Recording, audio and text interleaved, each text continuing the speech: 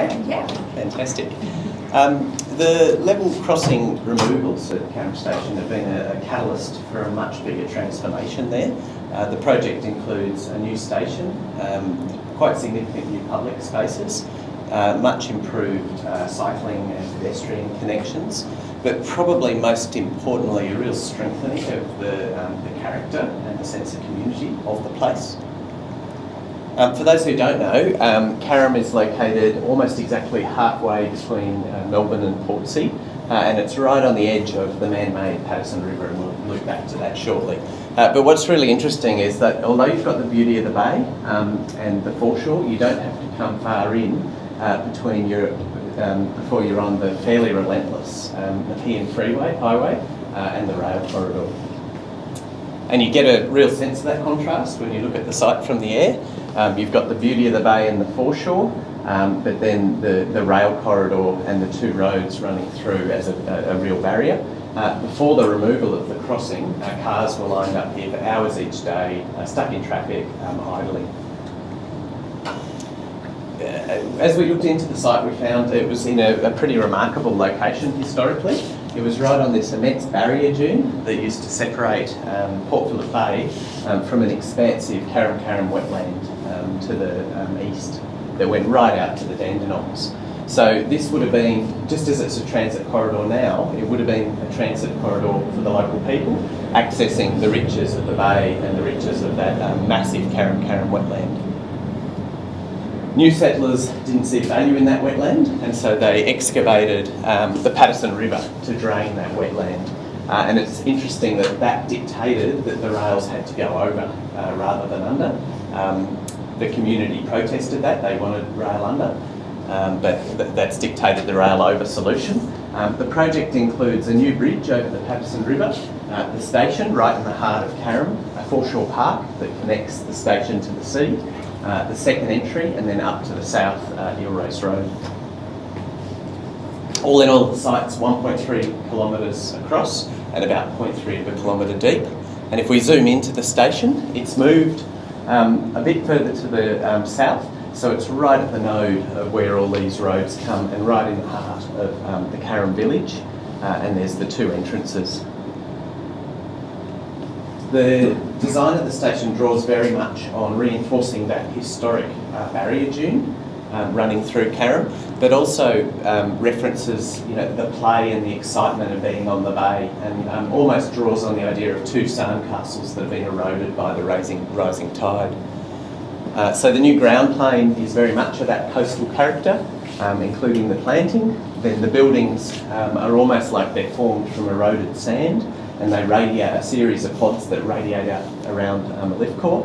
Then we have the viaduct over the top, which is lifted and separated with a platform in the middle, and then very lightweight, low-key shelters over the platform to reduce the impact on the surrounding suburb.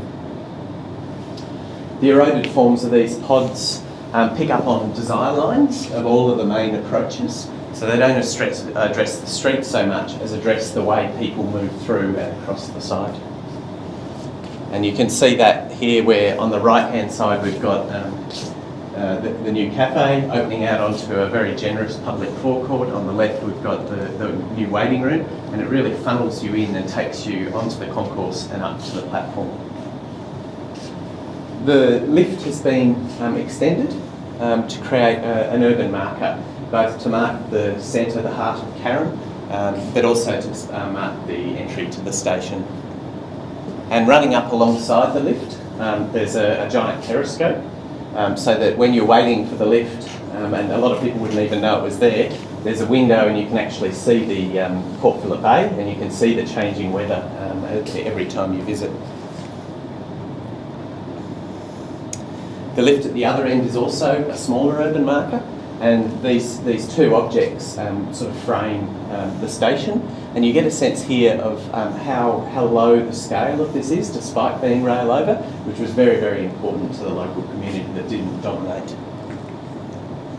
As you come up from the concourse up to the platform, you're covered by a translucent canopy, which is held up by quite a dynamic, lively structure that references the kind of things you'd find washed up on the beach old ropes, fishing nets.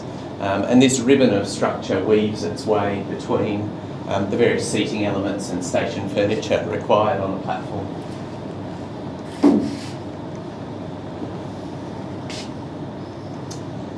Weather protection is extremely important here.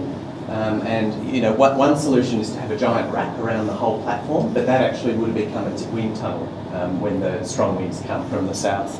Also, it would have blocked the views of the bay. So instead, we've gone for a much more localised approach, where based on all the prevailing wind directions, we've created these little pods. So on cold, windy days, users can gather, almost like penguins huddled inside these pods. But on the right day, they can sit on the other side, looking out across the bay. And the view of the bay is actually quite stunning. You see all the way from Frankston, all the way back up to the city. And on the other side, you get a beautiful view of the Dandenongs. And the island platform really allows for that view. You stand there waiting for your train, looking out. The other components of the project are the Foreshore Park, which connects the station precinct to the bay. Very much using the same language and family of structure and form, introducing the warmth of timber, and there's a number of pavilions in this park, including a whole range of public facilities.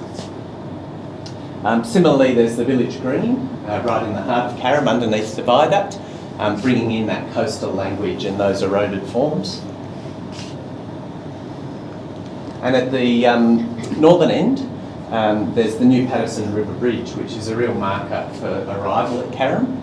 And we collaborated with local indigenous groups to create a yarning circle here, and they bring local school groups and others here to discuss the history of this site, what it meant to the local people, and really, starting new traditions of passing on learning and knowledge.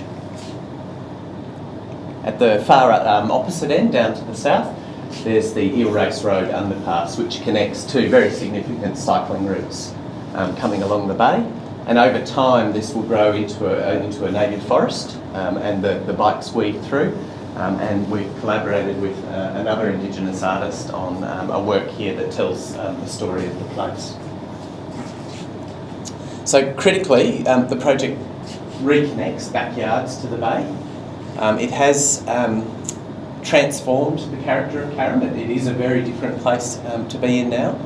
And what's been especially pleasing is, despite the initial protests about a rail over solution and everyone wanting the rail to go under, it's been very much embraced by the community, and we've spoken with a lot of people who said, I was out protesting against this, but now I love it and it's transformed my suburb. Thank you.